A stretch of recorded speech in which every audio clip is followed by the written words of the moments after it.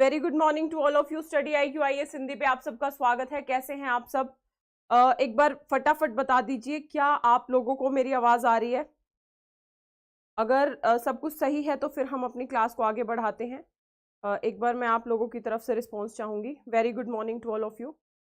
अंकित, सिमरन, पूनम, लक्ष्मी, सृष्टि, और एक बार भाई वीडियो को शेयर कर दो, ठीक है, ताकि जितने भी बच्चे सुस्ता रहे हैं, मतलब नींद में गिरफ्त हैं, वो लोग क्या करें, वो लोग जग सकें थोड़ा सा, ठीक है। आज का जो हमारा टॉपिक होगा वो शासन प्रणालियों से रिलेटेड होगा।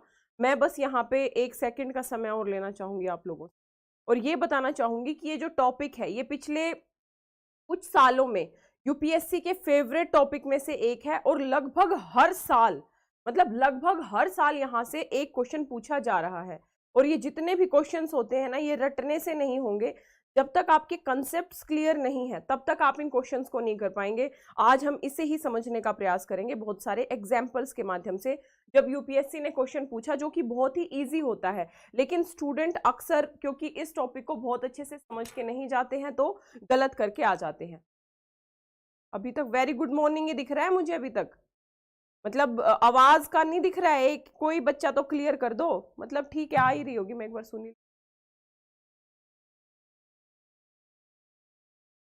ठीक है, मुझे मेरी आ गई भाई, मत बताओ। चलो फटाफट शुरू कर लेते हैं दोस्तों। सबसे पहले मैं बता दूं 10 अक्टूबर से बैच शुरू हो रहा है, P2I बैच। ध्यान रखिएगा, अगर किसी बच्चे को एक व्यवस्थित तरीके से प्रिपरेशन करनी है, 13 से 14 महीने में पूरे सिलेबस को कंप्लीट करना है, डेली आंसर राइटिंग करनी है, वीकली टेस्ट सीरीज लगानी है, तो आप निश्चित तौर पे इस बैच से जुड़ सकते हैं, क्योंकि 13 से 14 महीने फिर आप डेडिकेटेड तरीके से प्रिपरेशन में लग जाएंगे। याद रखिएगा, ये 3 लेवल पे है। यदि कोई बच्चा 1 साल का सब्सक्रिप्शन लेना चाहता है तो भी मिल जाएगा, 2 का, 3 का। जो बच्चे 25-26 में एग्जाम देना चाहते हैं वो भी निश्चित तौर पे इस बैच से जुड़ सकते हैं।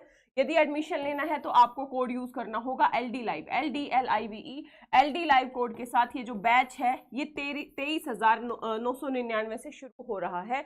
ध्यान रखिएगा, यदि एडमिशन लेना है तो स्टडी IQ की ऐप या वेबसाइट पे जाना है, या इस वीडियो के डिस्क्रिप्शन बॉक्स में लिंक दिया होगा, वहां पे जाके आप एडमिशन ले सकते हैं। एडमिशन लेने के लिए LD लाइव, LDLIVE कोड का याद यूज जरूर कीजिएगा। एनीवे, हम बात कर लेते हैं सीधा क्वेश्चंस पे। पहला क्वेश्चन आप लोगों के सामने है, निम्नलिखित में से कौन सा राज्य का, यहाँ पे राज्य का मतलब हरियाणा, यूपी, पंजाब से मत समझना। पॉलिटिकल साइंस में राज्य को हम एज अ नेशन भी मतलब शब्द करते हैं, मतलब एज अ देश भी यूज करते हैं। तो निम्नलिखित में राज्य का सबसे महत्वपूर्ण तत्व कौन सा है? ध्वज, राजधानी, संप्रभुता और शासनाध्यक्ष। बिना शासनाध्यक्ष के राज्य चलेगा क्या? बता दो, आंसर क्या होगा? वेरी गुड पूनम, अंजलि, रंजन गलत है भाई, त्रिशा बहुत बढ़िया, ज्योति, लक्की, तरन्नुम, अनु, करण, अंजलि, क्या बात है मिस्टर लक्की, थैंक यू यार। ये होता है ना, बच्चे मान लेते हैं बातों को, अगर वही हो तो आप। जयप्रकाश बहुत बढ़िया। देखो, संप्रभुता, किसी भी राज्य के 4 महत्वपूर्ण आयाम होते हैं। 2021 IAS सीधा क्वेश्चन बना वहां से, मतलब बिल्कुल बेसिक से फंडामेंटल्स पे एक सीधा क्वेश्चन बन गया कि भाई राज्य कब बनेगा। ध्यान से सुनिएगा इस बात को, कोई भी राज्य कब बनेगा? पहली बात तो भूभाग होना चाहिए भाई, भूभाग पहली शर्त है किसी भी राज्य के बनने की, ठीक है। अब कोई एक भूभाग है, लेकिन यदि वो वीरान पड़ा है, उसमें कोई व्यक्ति ही नहीं रहता, तो किसका राज्य बनेगा? बात समझ में आई? तो राज्य बनने का कोई मतलब ही नहीं है। यानी दूसरी कंडीशन क्या होनी चाहिए? दूसरी कंडीशन होनी चाहिए जनसंख्या, ठीक है भाई। अब जनसंख्या, भूभाग भी है, जनसंख्या भी है। अब ये जनसंख्या के ऊपर यदि कोई सरकार नहीं है तो आपस में मर मिटेगी, मर कटेगी, इस तरीके की प्रवृत्ति होती है इंसानों की, मतलब ज्यादातर केसेस में। तो इसीलिए कंट्रोल करने के लिए, प्रशासन करने के लिए क्या होना चाहिए? सरकार भी होनी। और कैसी सरकार? कैसी सरकार? जो संप्रभु सरकार हो। ध्यान रखिएगा, संप्रभुता का मतलब क्या होता है? संप्रभुता का मतलब होता है कोई भी राष्ट्र अपने आंतरिक मामलों में पूर्ण स्वतंत्र होने के साथ साथ अपने बाह्य मामलों में भी पूर्ण स्वतंत्र होता है। इसे एक एग्जाम्पल के माध्यम से तो 1947 से पहले हम क्या थे? 1947 से पहले अंग्रेजों का शासन था, तो हम एक संप्रभु राष्ट्र नहीं थे, क्योंकि हमारी आंतरिक नीतियों को और हमारी बाह्य नीतियों को कौन कंट्रोल करता था? अंग्रेज कंट्रोल करते थे। लेकिन 1947 के बाद हम संप्रभु सोवरेन राष्ट्र हो गए। अब हमारी जो भी आंतरिक नीतियां बनेगी, हम 370 हटाएं, हम कृषि बिल लाएं, हम कुछ भी करें, ये हमारा पर्सनल मैटर है ना, हमारा देश का मैटर है। हमारी सरकार के पास पावर है ये सब करने की। बाह्य मामलों में हम यूएन में शामिल हो, हम किसी संधि में हस्ताक्षर करें ना करें, ये हमारा खुद का मैटर है। ठीक है, तो ध्यान रखिएगा, ये 4 लक्षण होते हैं किसी भी राज्य के। मैं साथ साथ एक्सप्लेन इसलिए करते जा रही हूं ताकि आप लोगों को ये लगे कि हाँ केवल क्वेश्चन आंसर ना हो रहे हैं। तो राज्य का संप्रभुता, ये बताइए भारत की संप्रभुता के संदर्भ में निम्नलिखित में से कौन से कथन सही है? भारत राष्ट्रमंडल का सदस्य है, कॉमनवेल्थ का भारत सदस्य है।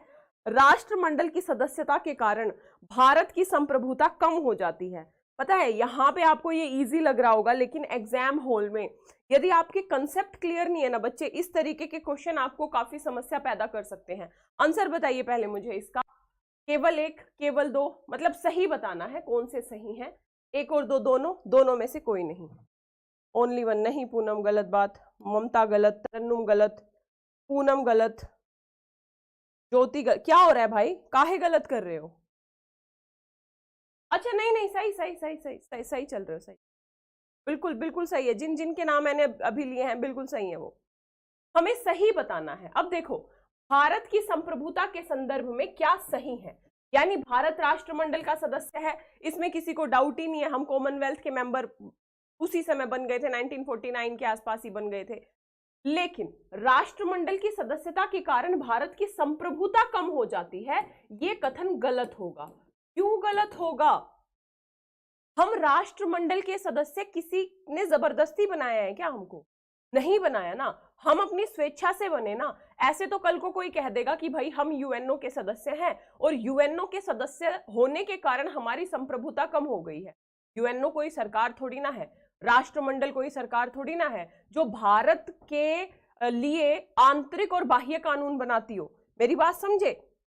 तो हम नहीं, चेंज मत करना चेंज मत करना, वो सही बोल रहे थे सारे बच्चे। ठीक है, तो ध्यान रखिएगा, आंसर क्या हो जाएगा? आंसर हो जाएगा केवल एक सही है। किसी भी अंतरराष्ट्रीय संगठन की सदस्यता लेने से संप्रभुता कम नहीं हो रही है। हम उस अंतरराष्ट्रीय संगठन की सदस्यता अपनी मर्जी से ले रहे हैं भाई। और दूसरा, वो अंतरराष्ट्रीय संगठन, अगर मान लो हम किसी अंतरराष्ट्रीय संगठन के सदस्य बन गए, तो वो अंतरराष्ट्रीय संगठन हमारी आंतरिक और बाह्य नीतियों को नहीं बना रहा है। ठीक है, मेरी बात समझे? बताओ। नहीं नहीं नहीं नहीं, ये कथन भी अपने आप में गलत है कि राष्ट्रमंडल के सदस्य हैं इसलिए संप्रभु हैं। ये तो बिल्कुल ही अटपटा वाक्य है। ऐसे हम कहें कि भाई हम यूएन के सदस्य हैं इसलिए संप्रभु, ऐसा कोई कनेक्शन नहीं है इन दोनों बातों के बीच में। आरबी याद रखिएगा बच्चे, राष्ट्रमंडल की सदस्यता से हमारी संप्रभुता का कोई लेना देना नहीं है। यदि हम राष्ट्रमंडल के ये सदस्य ना भी हो, सदस्यता त्याग भी दें, तो भी हम एक संप्रभु राष्ट्र के तौर पे जारी रहेंगे। ठीक है, ये बताइए भारतीय संविधान में किस प्रकार की शासन प्रणाली की व्यवस्था की गई? शासन प्रणाली की बात हो रही है यहाँ पे। लोकतंत्रात्मक, अध्यक्षात्मक, संसदात्मक, अर्ध लोकतंत्रात्मक, यहाँ पे शासन प्रणाली की बात हो रही है। बताइए करण, 12 बजे मैं अपना फोन ऑन रखूंगी। ठीक है, 12 बजे आप प्लीज कॉल कीजिएगा पक्का। ठीक है, आज रात में नहीं, अभी दिन में, अभी 1 घंटे बाद बच्चे सोचेंगे अच्छा 12 बजे मैम फोन क्यों? आंसर क्या हो जाएगा? बहुत ही बढ़िया, बहुत ही बढ़िया। ध्यान रखिएगा, अगर शासन प्रणाली की बात हो तो शासन प्रणाली 2 तरीके की, सुनते जाइएगा इन बातों को। एक संसदीय शासन प्रणाली, पार्लियामेंट्री फॉर्म ऑफ गवर्नमेंट जो भारत में है। एक अध्यक्षात्मक शासन प्रणाली जिसे हम राष्ट्रपति शासन प्रणाली भी कह देते हैं, जो कि अमेरिका में है। हमने संसदात्मक शासन प्रणाली अपनाई। अब संसदीय शासन प्रणाली की 2-3 मूलभूत विशेषताएं होती हैं। पहली मूलभूत ये विशेषता होती है कि संसदीय शासन प्रणाली के 2 प्रधान होते हैं, जैसा भारत में, एक प्रधान होते हैं जो कि पीएम है, एक क्या होते हैं, नाम मात्र के प्रधान होते हैं जो कि राष्ट्रपति हैं। और भी सबसे बड़ी विशेषता संसदीय शासन प्रणाली की होती है कि इसमें जो कार्यपालिका होती है ना, कार्यपालिका विधायिका के प्रति उत्तरदायी होती है सामूहिक तौर पे, इस विधायिका के प्रति रिस्पॉन्सिबल होगी। यानी कहने का मतलब क्या है, कार्यपालिका तब तक सत्ता में रहेगी जब तक कार्यपालिका को विधायिका में विश्वास मत प्राप्त है। यदि अविश्वास प्रस्ताव पारित हो जाता है तो सरकार को त्याग पत्र देना पड़ेगा। इसलिए कहते हैं कि संसदीय शासन प्रणाली सामूहिक उत्तरदायित्व पे आधारित प्रणाली होती है, जिसमें कार्यपालिका यानी जो सरकार होती है वो विधायिका के प्रति रिस्पॉन्सिबल होती है। इतनी बात समझ में आ गई।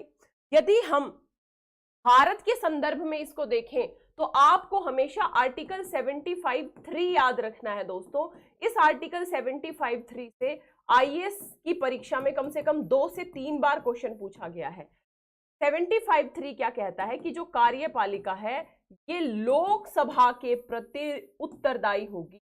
यानी पर्टिकुलर यहाँ पे जैसे इस बात को इस तरीके से समझो कि भाई जैसे हमारी क्या हो गया भाई, जैसे हमारी विधायिका है तो विधायिका के 2 सदन है ना, लोकसभा और राज्यसभा। तो अविश्वास प्रस्ताव कहां पारित हो सकता है, केवल मुझे कौन बताएगा। ये केवल एक रिवीजन मतलब वो क्लास नहीं है, एक रिवीजन क्लास है जिसमें आप लोगों के थोड़े थोड़े मैं कंसेप्ट भी। अच्छा, आप मेरे इस पैटर्न से सहमत हो सब लोग, एक बार मुझे ये बताओ। मतलब कई बच्चों को ये ना लगे कि मैम फिर तो प्रवचन देना, मैं प्रवचन नहीं दे रही, मैं आपके कंसेप्ट बीच बीच में क्लियर कर रही हूँ, रिवीजन करा रही हूँ, ताकि आप आगे आने वाले क्वेश्चंस में भी लॉजिक लगा सके। आप मुझे एक बार ये बताओ, क्या आप लोगों को ये पैटर्न ठीक लग रहा है कि मैं खाली क्वेश्चन आंसर करवा के निकल जाऊं? मेरे लिए तो वो आसान है, आऊंगी स्माइल करती हुई निकल जाऊंगी क्वेश्चन लगवा के।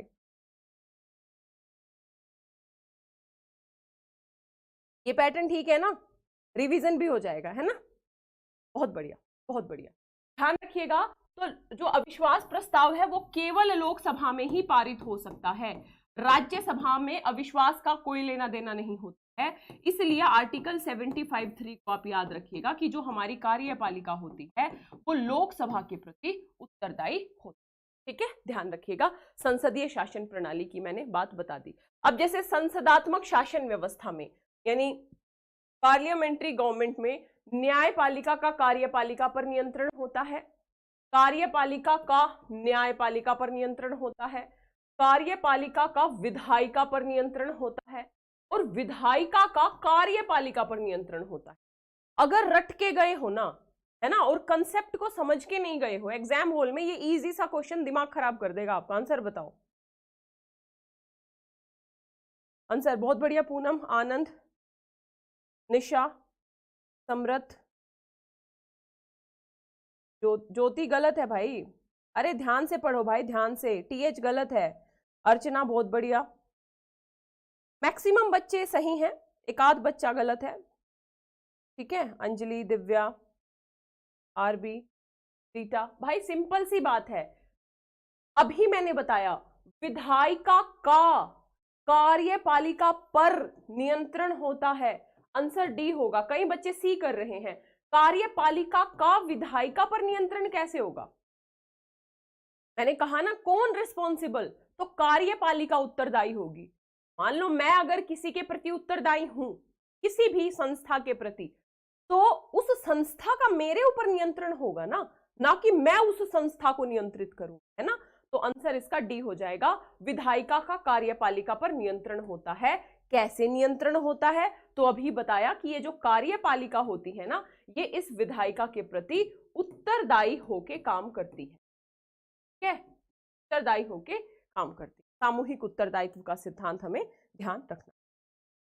सर्वप्रथम ये तो फैक्चुअल सा क्वेश्चन है, बता दो सर्वप्रथम संसदात्मक सरकार किस देश में आरंभ की गई थी। ग्रेट ब्रिटेन यानी यूके में, बेल्जियम में, फ्रांस में, स्विट्जरलैंड में।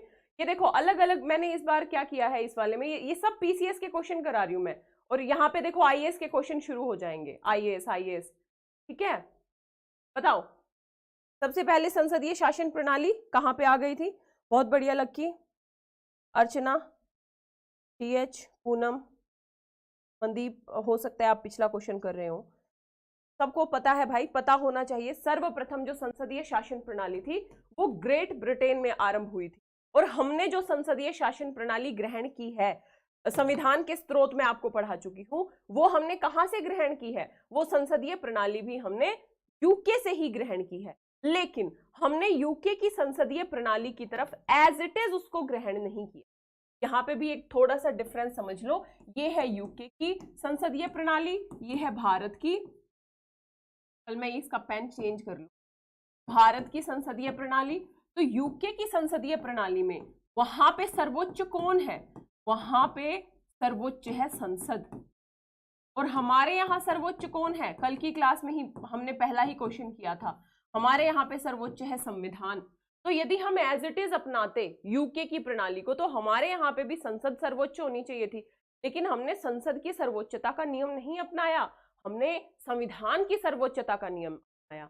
ध्यान रखिएगा। इसके अलावा और भी बहुत सारे डिफरेंसेस हैं, जैसे वहां पे जो पीएम बनते हैं ना, यहाँ के जो पीएम होंगे वो केवल निम्न सदन के सदस्य हो सकते है ना।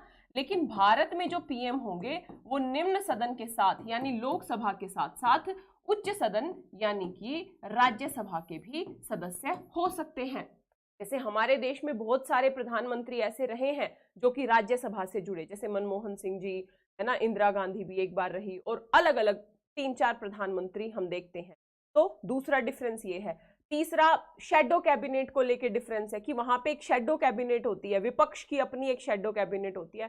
भारत में शेडो कैबिनेट का कोई कंसेप्ट ही नहीं है। यानी कहने का मतलब, हमने दूसरे देशों के कुछ अपनाया लेकिन आंख बंद करके कॉपी नहीं किया उन प्रोविजंस को, हमने उन प्रोविजंस को अपने देश की आवश्यकताओं के अनुसार ढाल के उनको अपनाया है। ठीक है, ध्यान रखिएगा। आंसर सबका सही था। निम्नलिखित में से कौन सी भारतीय संविधान की विशेषता नहीं है? भारतीय संविधान की विशेषता नहीं है यानी नहीं बताना है। संसदात्मक सरकार, अध्यक्षात्मक सरकार, स्वतंत्र न्यायपालिका, संघात्मक सरकार। फटाफट बता दीजिए, वेरी वेरी इजी क्वेश्चन।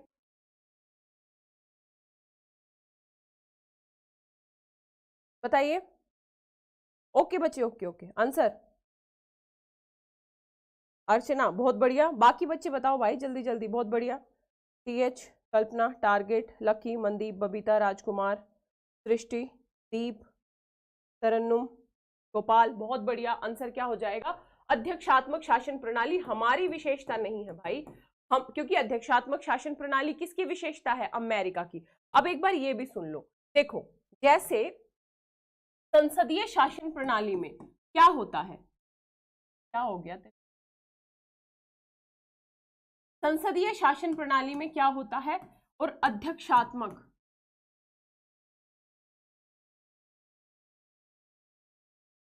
आता नहीं है, कभी कभी आता है, लेकिन ये पेन मेरे को शायद गुस्सा दिला के ही छोड़, कोई बात नहीं।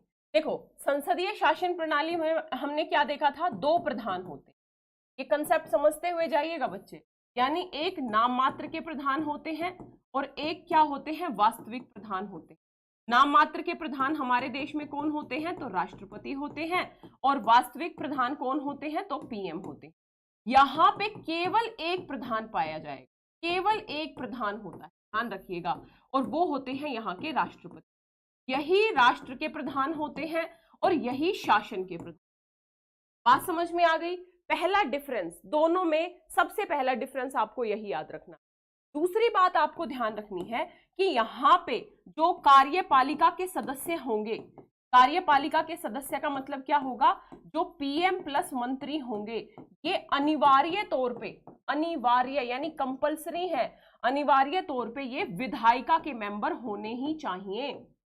अब आप कहोगे कि मैम ये क्या बोल रहे हो आप, ऐसा भी तो हो सकता है कि 6 महीने, वो एक अलग बात है, लेकिन भाई 6 महीने के अंदर तो उसे सदस्यता लेनी पड़ेगी ना।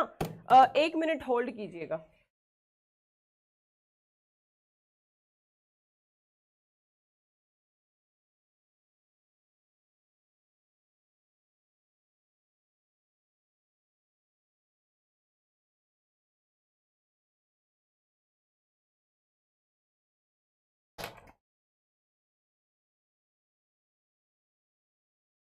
हेलो, हेलो, आ गए।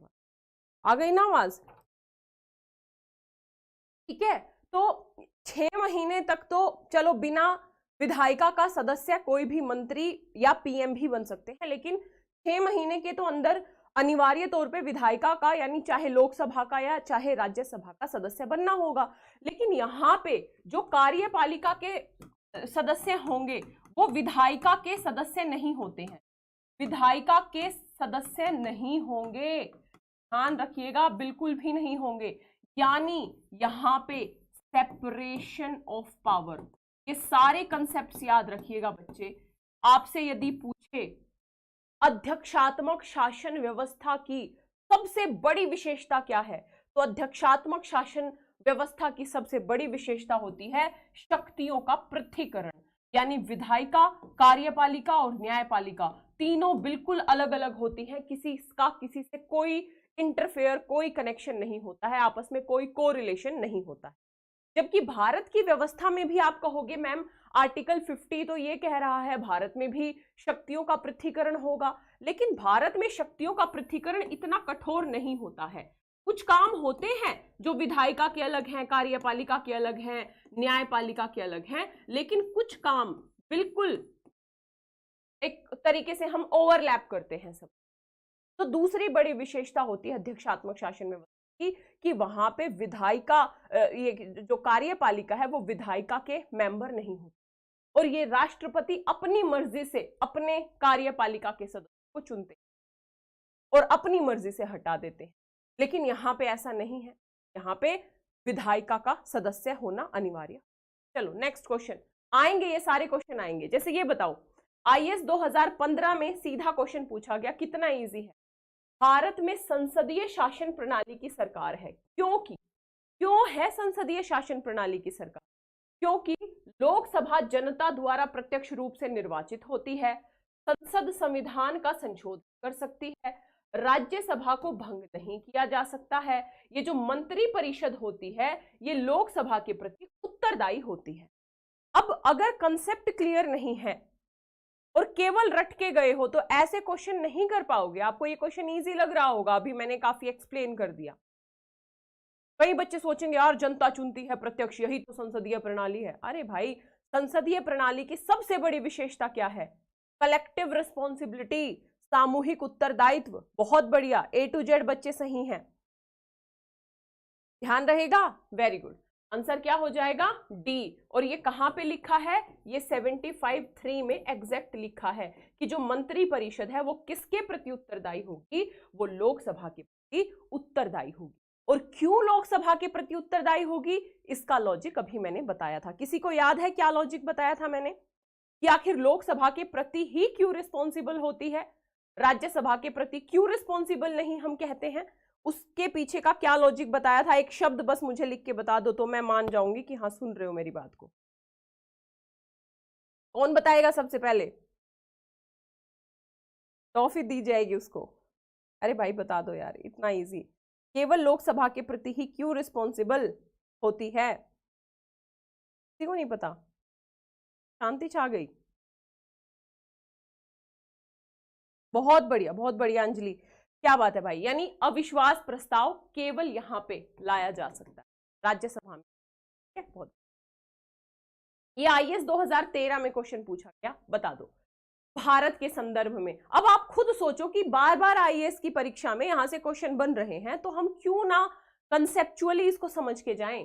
भारत के संदर्भ में संसदीय शासन प्रणाली में निम्नलिखित में से कौन से सिद्धांत संस्थागत तौर पे निहित हैं? यानी भारत की संसदीय प्रणाली में कौन से ऐसे सिद्धांत है जो संस्थागत तौर पे अंतर्निहित है? मंत्रिमंडल के सदस्य संसद के सदस्य होते हैं। अच्छा जी, जब तक मंत्रियों को संसद का विश्वास प्राप्त रहता है तब तक ही वो अपने पद पर बने रहते हैं। राज्य का जो अध्यक्ष होता है वही मंत्रिमंडल का भी अध्यक्ष होता है। सोचो कितना शानदार और कितना इजी क्वेश्चन था। बहुत बढ़िया लक्की। अच्छा, विश्वास का काफी सारे बच्चों ने बताया है, इलियास, अनु, सना, निशा, निधि, लक्की, बहुत बढ़िया। आंसर क्या होगा इसका? पूनम, गोपाल, अच्छा बच्चा, करण, राजकुमार, प्रमोद, बबीता, प्रिया, कृष्णा, दिव्या, बहुत बढ़िया, अंकित। आंसर बहुत ही बड़ी, सही पूछा है यहाँ, सही पूछा। अब मुझे ये बताओ, राज्य का जो अध्यक्ष है वो कौन होता है? मैं यहाँ पे राज्य मतलब देश की बात कर रही हूँ। राज्य के अध्यक्ष कौन होते हैं? तो राष्ट्रपति, हमें पता है, ये राष्ट्रपति को ही तो राज्य का अध्यक्ष माना जाता है। राज्य के अध्यक्ष होते हैं राष्ट्रपति, ये बात सही है। लेकिन मंत्रिमंडल के अध्यक्ष कौन होंगे? तो मंत्रिमंडल के अध्यक्ष होते हैं प्रधानमंत्री। यानी हमारे देश में संसदीय शासन प्रणाली है। संसदीय शासन प्रणाली के दो प्रधान हैं, एक राष्ट्र के प्रमुख हैं और एक शासन के प्रमुख, है ना। एक राज्य यानी पूरे देश के प्रमुख हैं राष्ट्रपति, और शासन यानी जो मंत्रिमंडल है उसके प्रमुख हैं कौन? प्रधानमंत्री। तो तीन को एलिमिनेट करना था सीधा सीधा भाई, ये गलत लिखा है। मंत्रिमंडल के अध्यक्ष तो पीएम होंगे, है ना, ये नहीं होंगे। बाकी दोनों बिल्कुल सही भाई। मंत्रिमंडल के सदस्य संसद के सदस्य होते हैं ना, होंगे ना। हाँ, ये क्लोज है, एक अपवाद है इसका, आपको पता भी होगा कि भाई कोई भी व्यक्ति 6 महीने तक बिना संसद का सदस्य बने मंत्री बन सकता है। लेकिन 6 महीने के अंदर यानी 6 महीने के बाद अगर उसे एज अ मंत्री कंटिन्यू रहना है तो उसे संसद के किसी भी सदन, चाहे लोकसभा हो चाहे राज्यसभा हो, की सदस्यता लेनी पड़ेगी। सेम ये कंडीशन प्रधानमंत्री के लिए भी आती है। और दूसरा आपको पता ही है, विश्वास प्रस्ताव वाला, है ना, ध्यान रखिए। आंसर क्या हो जाएगा? आंसर इसका हो जाएगा केवल 1 और 2। ये आईएएस 2017 में पूछा भाई, तीसरी बार। 2013 में पूछा, 15 में पूछा, 17 में पूछा। संसदीय शासन प्रणाली से संसदीय स्वरूप के शासन का प्रमुख लाभ, प्रमुख प्रॉफिट क्या है? कार्यपालिका और विधानमंडल दोनों स्वतंत्र रूप से कार्य करते हैं। यह नीति को निरंतरता प्रदान करता है और यह अधिक दक्ष है। कार्यपालिका विधायिका के प्रति उत्तरदायी बनी रहती है। सरकार के अध्यक्ष को निर्वाचन के बिना नहीं बदला जा सकता। आंसर क्या होगा बता दो फटाफट। बहुत बढ़िया, बहुत ही बढ़िया। सेम क्वेश्चन है। अर्चना, टीएच, शालिनी, दिव्या, आनंद, राजकुमार, सना, कृष्णा, आलिया, बहुत ही बढ़िया। सिमरन, नईम, बहुत बढ़िया। आंसर क्या हो जाएगा? संसदीय शासन प्रणाली की सबसे बड़ी विशेषता क्या? कार्यपालिका विधायिका के प्रति क्या होगी? उत्तरदायी होगी। ठीक है, ध्यान रखिएगा। आंसर हो जाएगा इसका सी। अब ये क्वेश्चन आप गलत नहीं आओगे, यदि फिर ये तो पीसीएस का क्वेश्चन है, कोई बात नहीं। लेकिन आप ये बताओ, सरकार की संसदीय व्यवस्था के विषय में निम्नलिखित में से कौन सा वक्तव्य सही? विधायिका न्यायपालिका के प्रति जवाबदेह है, विधायिका कार्यपालिका के प्रति जवाबदेह है, विधायिका और कार्यपालिका दोनों स्वतंत्र हैं, राष्ट्रपति न्यायपालिका के प्रति जवाबदेह है, ऊपरयुक्त में से कोई नहीं या ऊपरयुक्त में से एक से अधिक। ये बड़ा बिहार पीसीएस भाई, कम समझ रहे हो बिहार पीसीएस को? इस तरीके का क्वेश्चन। आंसर बताओ एक बार इसका मुझे आप। अच्छा, कोई डी बोल रहा है, कोई ई बोल रहा है। बहुत बढ़िया, लकी, बहुत बढ़िया बच्चे। बाकी सारे बच्चे जो है ना, कहाँ उलझे हुए हो भाई? राष्ट्रपति न्यायपालिका के प्रति जवाबदेह होते हैं क्या, या विधायिका कार्यपालिका के? ध्यान से देखो, ध्यान से। वो एक मीम सुना होगा ना, पीछे तो देखो, पीछे तो भाई ध्यान से तो देखो, ध्यान से। मतलब बी बी बी मतलब कुछ भी चल रहा है यहाँ पे। विधायिका कार्यपालिका के प्रति जवाबदेह होती है। विधायिका जवाबदेह होती है क्या कार्यपालिका के प्रति? यानी संसद जवाबदेह होती है क्या सरकार के प्रति? आंखें खुली कुछ, कि अभी भी चश्मा चढ़ा है आंखों पे?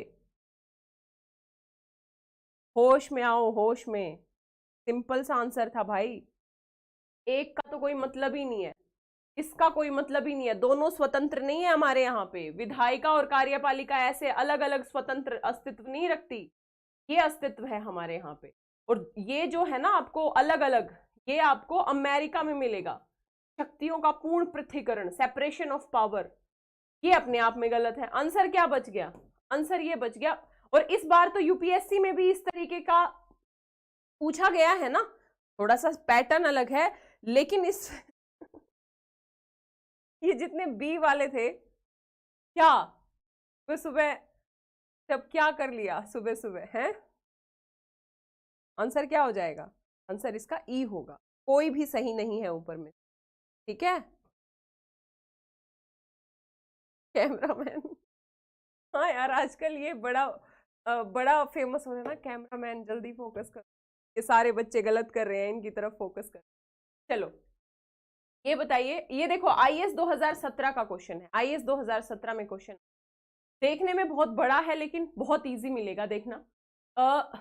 मंत्रिमंडलीय स्वरूप की सरकार कह लो या संसदीय सरकार कह लो, बात बराबर होती है। संसदीय सरकार को ही हम मंत्रिमंडलीय सरकार भी बोलते हैं। कौन सा अंतर्निहित सिद्धांत को अभिव्यक्त करता है? ऐसी सरकार के विरुद्ध आलोचना को कम से कम करने की व्यवस्था, उत्तरदायित्व जटिल है, उन्हें सभी के संतोष के लिए निष्पादित करना है। ऐसी सरकार के कामकाज में तेजी लाने की क्रियाविधि जिससे उत्तरदायित्व दिन प्रतिदिन बढ़ते जा रहे हैं। सरकार के जनता के प्रति सामूहिक उत्तरदायित्व को सुनिश्चित करने के लिए संसदीय लोकतंत्र की एक क्रियाविधि है। उस शासनाध्यक्ष के हाथों को मजबूत करने का एक साधन जिसका जनता का, मैं एक बार दूर होके देखो क्या लिखा है इसको, आईएएस 2017 का है, उस शासनाध्यक्ष के हाथों को मजबूत करने का एक साधन जिसका जनता पर नियंत्रण ह्रासोन्मुख दशा में है।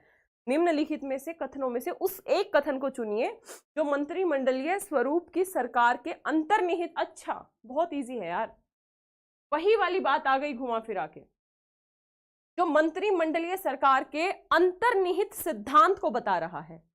बताओ क्या आंसर होगा इसका? वेरी वेरी वेरी गुड, बहुत ही बढ़िया। सना, अंकित, सिमरन, टीएच, पिंकू, अच्छा बच्चा, बबलू, राजकुमार, आलिया, आमिर, हंटर, दिव्या, बहुत बढ़िया बहुत बढ़िया। आंसर क्या हो जाएगा?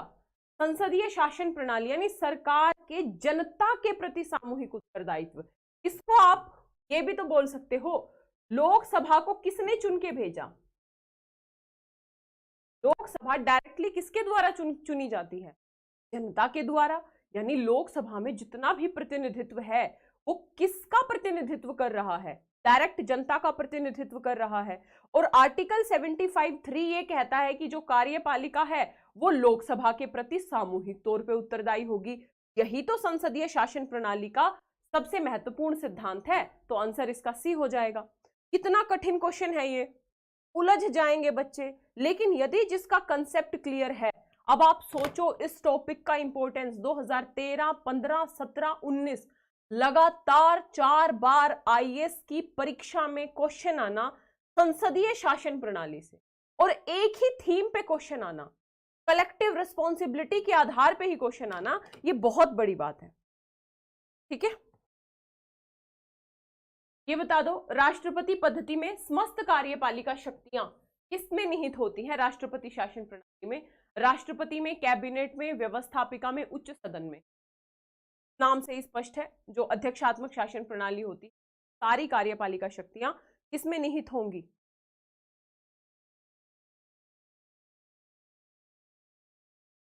कहाँ गए भाई? कहीं नहीं। बहुत बढ़िया बहुत बढ़िया। अर्चना, विजय, ये क्या लिखा है? वो ठीक है, बहुत बढ़िया आंसर। एक आध दिव्या गलत क्यों कर रहे हो? कैबिनेट में क्यों होंगी? मैं यहाँ पे संसदीय शासन प्रणाली की बात नहीं कर रही, मैं यहाँ पे अध्यक्षात्मक यानी राष्ट्रपति शासन प्रणाली की बात कर रही हूँ। कैबिनेट में शक्तियां नहीं होती हैं। अध्यक्षात्मक शासन प्रणाली, राष्ट्रपति शासन प्रणाली, सारी की सारी शक्तियां एक व्यक्ति में निहित होंगी और उनका नाम होगा राष्ट्रपति। आंसर इसका ए होगा। जो भी बच्चे बी कर रहे हैं वो गलत होंगे। ठीक है, राष्ट्रपति शासन प्रणाली में सारी कार्यपालिका शक्तियां राष्ट्रपति में ही निहित होती है। ध्यान, ये बताइए भाई, भारत में राजनीतिक व्यवस्था के मूलभूत लक्षण है, मतलब हमारे यहाँ राजनीतिक व्यवस्था के क्या मूलभूत लक्षण? यह एक लोकतांत्रिक गणतंत्र है, इसमें संसदीय रूप की सरकार है, सर्वोच्च सत्ता भारत की जनता में निहित है, यह एकीकृत शक्ति का प्रावधान करती है। 1 2 1 2 3 2 3 4 1 2 3 4। बहुत ध्यान से करना इस क्वेश्चन को।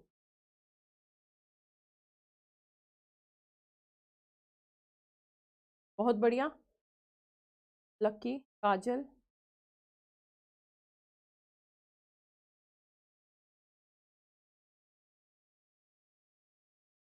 कोई बात नहीं दिव्या, कोई बात नहीं। आनंद, बहुत ही, यार क्या बात है, गजब भाई गजब। एक भी बच्चा गलत नहीं दिख रहा मुझे, एक बच्चा गलत दिखा बस यहाँ, लेकिन मैक्सिमम बच्चे यहाँ पे बिल्कुल सही कर रहे हैं, बिल्कुल बिल्कुल सही।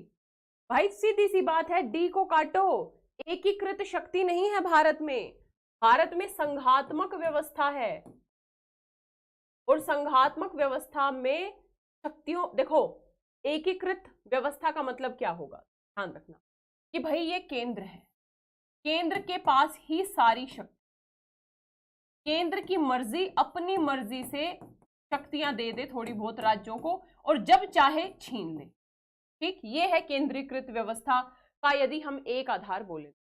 यदि हम संघात्मक व्यवस्था की बात करें, फेडरल सिस्टम की बात करें, तो जो संघात्मक व्यवस्था होती है, तो यहाँ पे शक्तियों का बंटवारा, इसे हम बोलते हैं division of power, division of power होती है। मतलब यदि मैं आपसे पूछूं, ध्यान से सुनना, संघात्मक शासन प्रणाली की सबसे बड़ी विशेषता क्या होती है, तो सबसे बड़ी विशेषता होती है शक्तियों का विभाजन होगा, केंद्र में, राज्यों में, और ये विभाजन केंद्र ने नहीं किया होगा, ये लो राज्यों जी ये शक्ति आपकी है, दे दो राज्यों जी जो शक्ति मैंने आपको दी थी वापस दे दो, ऐसा नहीं होता। बल्कि ये जो शक्तियों का विभाजन होगा ना, डिवीजन होगा ना, ये संविधान के द्वारा होगा। जैसे भारत में आपने देखा होगा, हमारे यहाँ 3 सूचियां बिल्कुल लिख दी गई हैं, संघ सूची, राज्य सूची, संवर्ती सूची। अब यहाँ पे मैं संवर्ती का जिक्र नहीं करूंगी, लेकिन संघ सूची पे कानून कौन बनाएगा, केंद्र बनाएगा। राज्य सूची पे कानून कौन बनाएगा, राज्य बनाएंगे। और यदि संघ बिना संवैधानिक प्रावधानों के राज्य की सूची पे कानून बनाता है, तो सर्वोच्च न्यायालय उस कानून को अवैध घोषित कर देगी। क्यों? क्योंकि अतिक्रमण किया है वहां पे संघ ने। यानी ये जो शक्तियों का बंटवारा किया गया है ना, ये संवैधानिक तरीके से किया गया है। और संसदात्मक शासन, संघात्मक शासन की सबसे बड़ी विशेषता ही होती है शक्तियों का बंटवारा। बाकी आपको पता है संवर्ती सूची, तो संवर्ती सूची पे केंद्र भी कानून बना सकते हैं, राज्य भी कानून बना सकते हैं, लेकिन किसके कानून मान्य होंगे, तो अगर विवाद हो जाए तो केंद्र के कानून मान्य होंगे। ठीक है, ध्यान रखिएगा। यानी ये गलत हो गया, बाकी आपको हमें पता है भाई भारत में लोकतंत्र तो है, भारत में संसदीय व्यवस्था भी है, और सर्वोच्च सत्ता किसमें निहित है, we the people of India, सर्वोच्च सत्ता जनता में निहित है। और एकीकृत शक्ति नहीं बल्कि संघात्मक व्यवस्था की बात की गई है। भारत में शक्तियों का स्पष्ट विभाजन किया गया है, कहां, केंद्र और राज्यों के। निम्नलिखित पे विचार कीजिए और ये बताइए निम्नलिखित में से क्या सही। भारत एक लोकतांत्रिक राज्य व्यवस्था है, भारत एक प्रभुता संपन्न राज्य है, भारत में लोकतांत्रिक समाज है, भारत एक कल्याणकारी राज्य है। बहुत इजी सा है, सोचना ही नहीं है कुछ भी। आंसर क्या हो जाएगा, थोड़ा सा हट,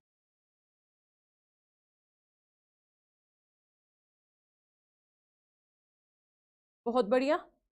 बी नहीं होगा भाई, बी नहीं होगा, आंसर इसका बिल्कुल सिंपल सा है, इसका डी होगा इसका आंसर। क्यों? देखो सोचना नहीं है, ज्यादा दिमाग नहीं लगाना भाई। लोकतांत्रिक राजनीतिक व्यवस्था है भारत में, है प्रभुता संपन्न है, तो हम तो 1947 में ही संप्रभु हो गए, प्रभुता संपन्न हो गए। आज हम अपने आंतरिक मामलों में भी स्वतंत्र हैं, अपने बाह्य मामलों में भी। लोकतांत्रिक समाज है भारत में, तो लोकतांत्रिक समाज तो है ही। और क्या कल्याणकारी राज्य है भारत, तो कल्याणकारी राज्य है ना। कल्याणकारी राज्य का मतलब क्या होता है, एक ऐसा राज्य, ध्यान से सुनिएगा, जो न केवल कानून व्यवस्था को देखे बल्कि कानून व्यवस्था के इतर भी अलग अलग क्षेत्रों में सक्रिय तौर पे पार्टिसिपेशन करे। और किन क्षेत्रों में, विशेष तौर पे जो वंचित तबके हैं समाज के, अनुसूचित जातियां, जनजातियां, दिव्यांग, ट्रांसजेंडर्स, महिलाएं, बुजुर्ग, बच्चे, ठीक है, आर्थिक तौर पे जो गरीब हैं वो, इन सब के कल्याण के लिए राज्य एक्स्ट्रा एफर्ट करे, है ना। जैसे आप देखते हो भारत में महिलाओं के लिए अलग योजनाएं हैं, वृद्धों के लिए अलग अलग योजनाएं, दिव्यांगों के लिए, ट्रांसजेंडर्स के लिए, SC ST OBC ये क्या राज्य इन वंचित तबकों के कल्याण के लिए भी सक्रिय तौर पे काम करता है ना। तो भारत क्या है, एक वेलफेयर स्टेट है, ठीक है, ध्यान रखिएगा। और बिल्कुल सही बात है विजय, डीपीएसपी में तो कल्याणकारी राज्य की अवधारणा को ही सुस्थापित किया गया है। मैंने कल भी बताया था आर्टिकल 38 में स्पष्ट तौर पे सामाजिक प्लस आर्थिक न्याय का जिक्र है, और इसी आर्टिकल 38 में स्पष्ट तौर पे कल्याणकारी राज्य की अवधारणा का जिक्र है, वेलफेयर स्टेट का जिक्र है। तो आंसर इसका हो जाएगा डी। मैम हमारा social structure democratic, social structure को हम यूजुअली डेमोक्रेटिक ही मानते हैं, क्योंकि पॉलिटिकल स्ट्रक्चर से सोशल स्ट्रक्चर कनेक्टेड होता है। अब अगर हम ये कहते कि भाई देखो सोशल स्ट्रक्चर मान लो अपनी मर्जी से डेमोक्रेटिक ना होना चाहिए, मैं ये बात मान सकती हूँ कि भाई एक व्यक्ति यदि बेवकूफ टाइप का है और वो जाति व्यवस्था को, बिल्कुल कठोर जाति व्यवस्था में विश्वास रखता है ना, और वो जो है अस्पृश्यता में विश्वास रखता है, लेकिन हो सकता है ये उसका सोशल वो हो, थॉट प्रोसेस हो, लेकिन पॉलिटिकल स्ट्रक्चर चूंकि डेमोक्रेटिक है और पॉलिटिकल स्ट्रक्चर डेमोक्रेटिक होने के चलते हमारे कॉन्स्टिट्यूशन में इस बात की व्यवस्था की गई है कि भाई सोशल स्ट्रक्चर भी डेमोक्रेटिक होना चाहिए। बात समझ में आ गई, यानी उससे सीधा कनेक्टेड है। आज कोई व्यक्ति भले ही कितना भी कुपमंडुक टाइप का हो, कितना भी वो इस तरीके की बातों में विश्वास रखता हो, लेकिन सार्वजनिक तौर पे वो व्यवहार नहीं कर सकता। सार्वजनिक तौर पे वो अगर किसी व्यक्ति से जाति के आधार पे अस्पृश्यता बरतेगा तो कानून है उसे दंड देने के लिए। तो हम इस लिंक से इसको ऐड कर सकते हैं। ठीक, बात समझ में आई? किसने पूछा था?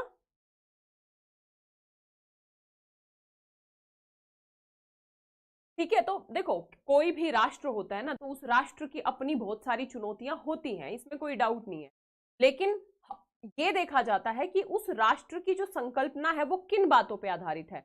हमारी संकल्पना हमें कहां से दिखती है? हमारे कॉन्स्टिट्यूशन से दिखती है।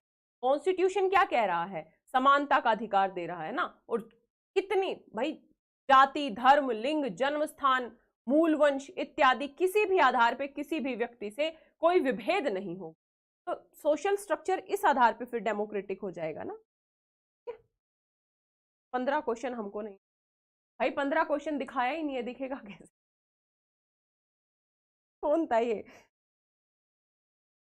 बोल रही है 15 क्वेश्चन दिखा नहीं? अब दिख गया 15? कहाँ है? अच्छा अब दिख गया 15 क्वेश्चन। कर लो। निम्नलिखित में से कौन सी विशेषता भारतीय राजतंत्र की नहीं है? भारतीय राजतंत्र का मतलब ये मत लिख देना कि मैम ये राजतंत्र कहां से आ गया, मतलब भारतीय राज व्यवस्था नहीं है। एक संविधान संगत सरकार, लोकतांत्रिक सरकार, विधि का शासन, सत्तावादी सरकार। बहुत इजी है। इनमें से कौन सी विशेषता भारतीय व्यवस्था से संबंधित नहीं है?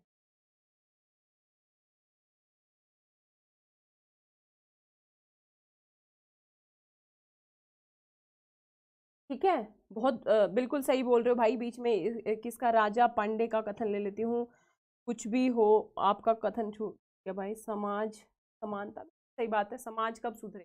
हम सुधारेंगे समाज। हम मतलब युवा ना, मैं भी अपने आप को युवा में ही काउंट करती हंसना, युवा ही तो हूँ हम, और मेरे से भी युवा आप लोग हो। जब हम सुधारेंगे समाज, जब हम सभी प्रकार के विभेदों को खत्म करने के लिए मतलब तत्पर होंगे और प्रयासरत होंगे, तभी सुधरेगा समाज। एनीवे आंसर बिल्कुल सही है, सत्तावादी सरकार भारत में नहीं है।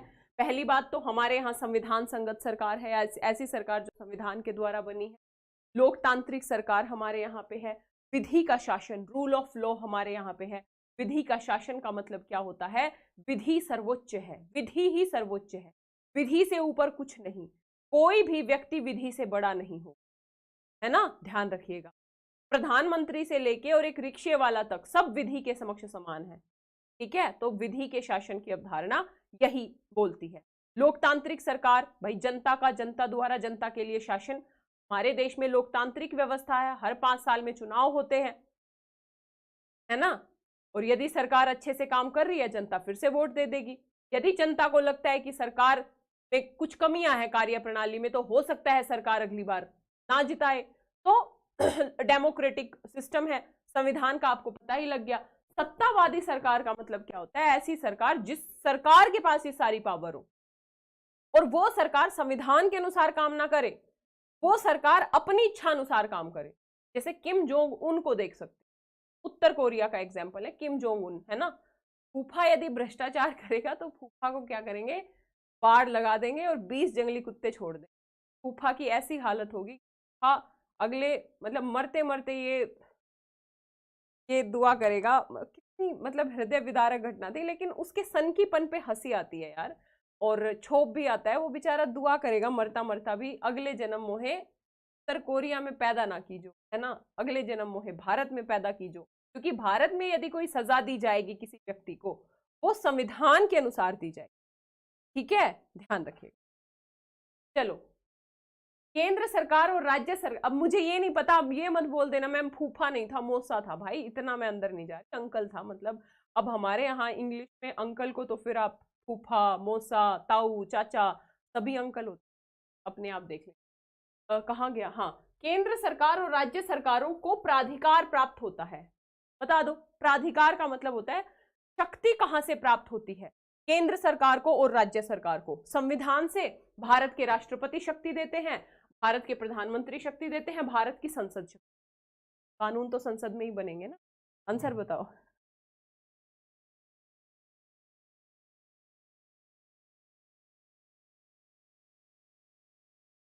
बहुत बढ़िया, अर्चना, अंजलि, निशा, राजकुमार, सीमा। सीमा ने आंसर नहीं लिखा, सॉलिटेयर, बहुत बढ़िया।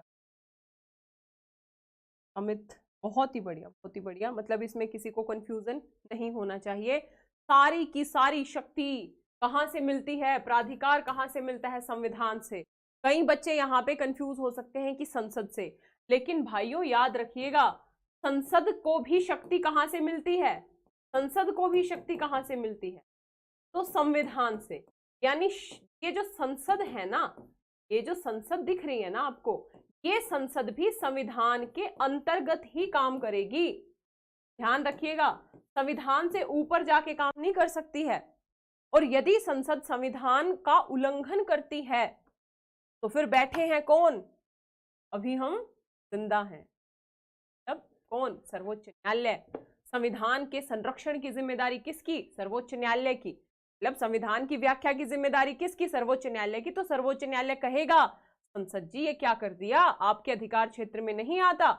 यानी कहने का अभिप्राय क्या है, हमारे देश में चाहे संसद है चाहे सर्वोच्च न्यायालय है, सब के सब संविधान के अधीन ही रह के काम करेंगे। और सबको शक्तियां कहां से मिलेगी, सबको शक्तियां कहां से मिलेंगी, हमारे संविधान से मिलेंगी। आंसर इसका हो जाएगा।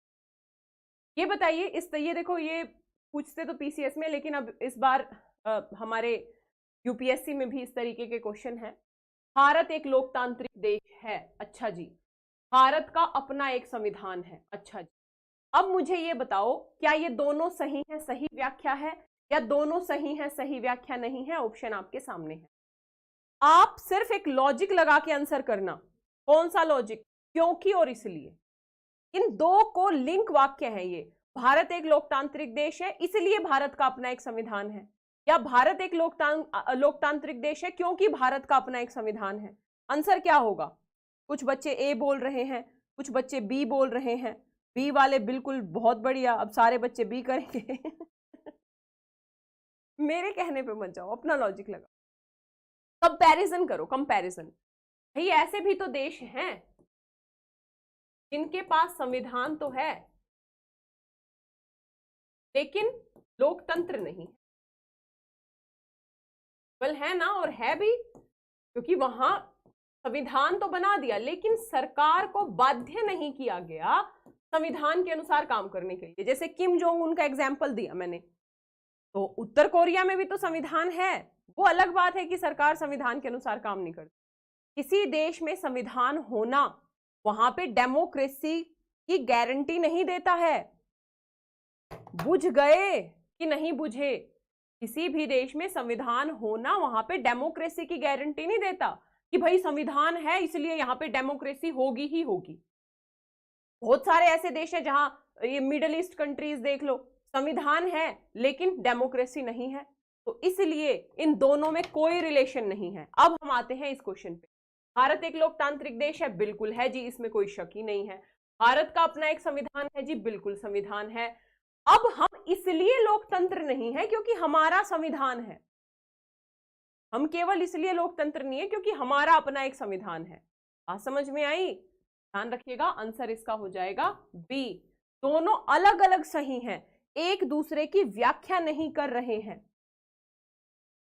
ठीक है, बिल्कुल सही बात है, both are correct but describe नहीं करते। नहीं, मॉर्निंग इवनिंग में क्लास नहीं ले सकती यार मैं।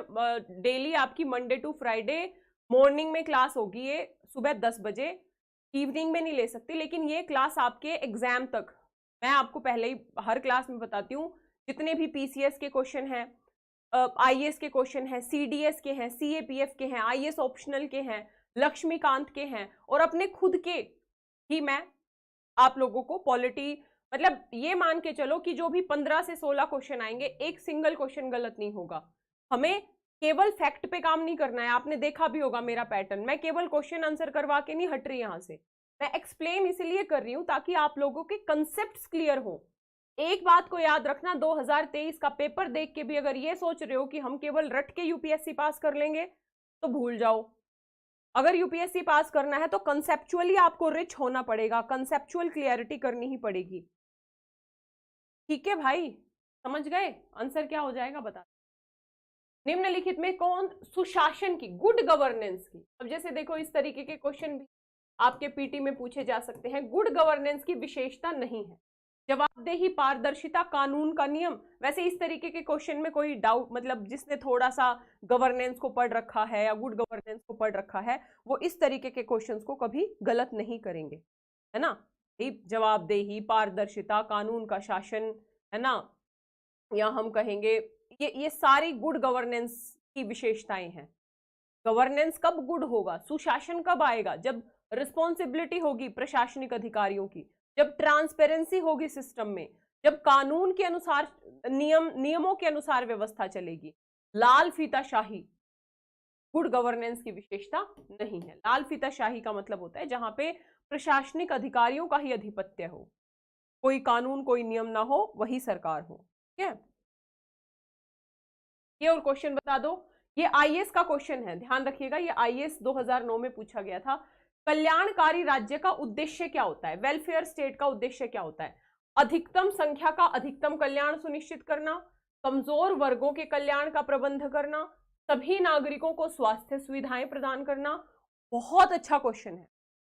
इस क्वेश्चन में भी मतलब यदि आप, वैसे मैं अभी आपको वेलफेयर स्टेट को समझा चुकी हूँ, अभी मैंने एक्सप्लेन किया था, आई थिंक आज की क्लास में किया। मुझे ना बादाम बादाम खाने पड़ेंगे, मेरी मेमोरी कम होती जा रही है। आज की क्लास में ही तो एक्सप्लेन किया है मैंने वेलफेयर स्टेट को ना, वहाँ पे मतलब आज की क्लास में ही। आंसर बता दो क्या होगा। कोई बच्चा बोल रहा है ए, कोई बच्चा बोल रहा है बी। बहुत ही बढ़िया, बहुत ही बढ़िया। आंसर क्या हो जाएगा? आंसर हो जाएगा बी। अब इसे समझो।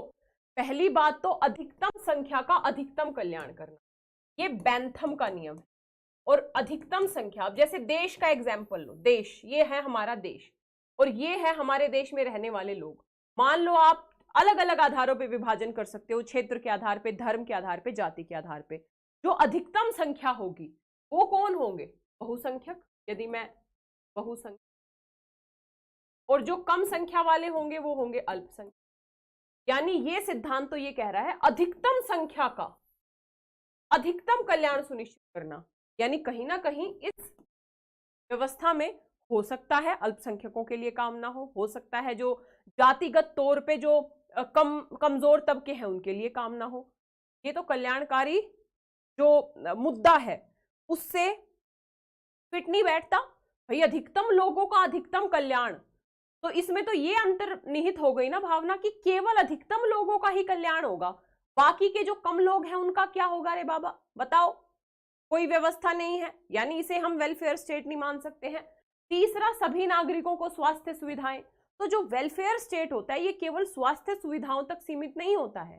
जितनी भी बुनियादी जरूरतें होती हैं, चाहे शिक्षा हो, स्वास्थ्य हो, आवास हो, पानी हो, शौचालय हो, है ना, या जितने भी ये हम ये कह सकते हैं रोजगार हो, सारे के सारे कल्याणकारी आयामों को छूता है वेलफेयर स्टेट।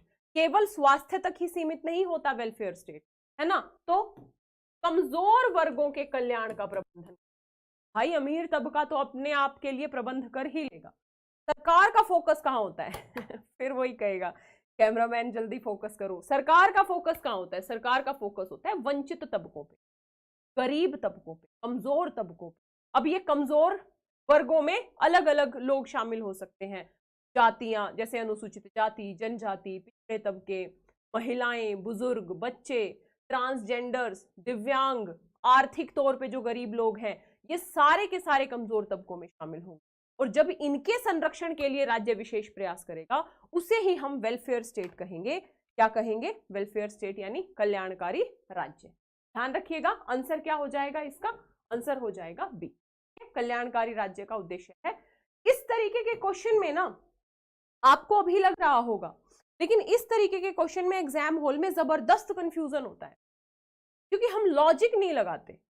मैं आपको लॉजिक लगाना सिखा रही हूं कि एक एक ऑप्शन को उठाओ, कंपैरिजन करो, जैसे मैंने अभी पिछले क्वेश्चन में करवाई कि भाई अगर हर एक देश में संविधान है, इसका मतलब ये थोड़ी ना है कि हर एक देश में डेमोक्रेसी भी होगी। भाई जहां संविधान होगा वहां डेमोक्रेसी हो, ये जरूरी नहीं है।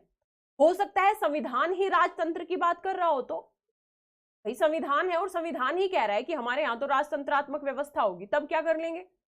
तो लॉजिक से उठाओ। जैसे पहला क्वेश्चन है अधिकतम संख्या का अधिकतम कल्याण, तो मैक्सिमम बच्चे ए आंसर कर रहे थे, लेकिन लॉजिक लगाना है हमको कि क्या अधिकतम जनसंख्या के अधिकतम कल्याण से हो जाएगा, यानी ये तो कम जनसंख्या है उसके कल्याण की तो बात ही नहीं हो रही, जबकि वेलफेयर स्टेट की तो मूल अवधारणा ही कमजोर वर्गों के लिए, वंचित वर्गों के। और क्या केवल स्वास्थ्य देके उसे कल्याणकारी कह देंगे? ना भाई, कल्याण का मतलब तो हर क्षेत्र में कल्याण होगा, है ना। तो ध्यान रखिए। तो ऐसा करते हैं, यहां से यहां खत्म कर लेते हैं। आई होप क्लास आप लोगों को अच्छी लग रही होगी, और यदि क्लास अच्छी लग रही है तो वीडियो को लाइक जरूर करें भाई, जितना ज्यादा शेयर कर सकते हैं उतना ज्यादा शेयर करें, चैनल पे नए सब्सक्राइब करें। और 10 अक्टूबर से बैच शुरू हो रहा है, ध्यान रखिएगा। ये बैच आपका 10 अक्टूबर से शुरू हो जाएगा। 13 से 14 महीने में आपका पूरा सिलेबस कंप्लीट हो जाएगा। यदि आप सिस्टमैटिक तरीके से पढ़ना चाहते हैं, आंसर राइटिंग करना चाहते हैं, टेस्ट सीरीज लिखना चाहते हैं, यानी 1 से 1.5 साल अपने आप को डेडिकेटेडली आपको अगर सिलेबस, तो आप इस बैच से जुड़ सकते हैं। इस वीडियो के डिस्क्रिप्शन बॉक्स में लिंक मिलेगा, वहां से आप एडमिशन ले सकते हैं। और यदि एडमिशन लेना चाहें तो आप कोड यूज करना है आपको LD Live, LDLIVE। ये LD Live कोड मेरा है, और इस LD Live कोड के साथ आपको फी में भारी डिस्काउंट मिल जाएगा। स्टार्टिंग है 23,999 से, फिर आप अपनी सुविधा अनुसार 1 साल, 2 साल, 3 साल किसी भी सब्सक्रिप्शन में एनरोल करा सकते हैं। इनकी अलग अलग होगी। प्रीमियम जो प्लैटिनम वाले हैं, ये 25-26 वाले भी बच्चे जो अभी से तैयारी शुरू करना चाहते हैं वो एडमिशन। बाकी पीडीएफ आपको मिल जाएगी इस टेलीग्राम चैनल पे, पीडीएफ मिल जाएगी। ध्यान रखिएगा, पीडीएफ जरूर डाउनलोड कर लेना। कल की पीडीएफ भी आप लोगों को मिल गई होगी। एक बार खुद से प्रैक्टिस कर लिया करो, इससे क्या है ना, और खुद से प्रैक्टिस करने में मुश्किल से 15 मिनट लगेंगे आपको, क्योंकि मैंने डिस्कस कर दिया है ना। इसके अलावा इंस्टाग्राम, फेसबुक पेज सब इसी नाम से हैं, आप उनसे भी मेरे से जुड़ सकते हो। मिलेंगे कल की क्लास में। किसी का कोई डाउट है तो पूछ, किसी का कोई डाउट है?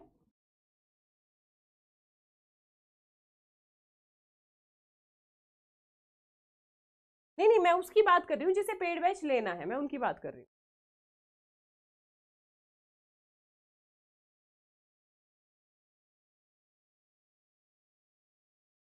हेल्पफुल रहेगी भाई निश्चित तौर पे। किसी का कोई और क्वेश्चन है? का कोई क्वेश्चन नहीं है, ठीक है। तो मिलेंगे कल सुबह 10 बजे, तैयार रहना।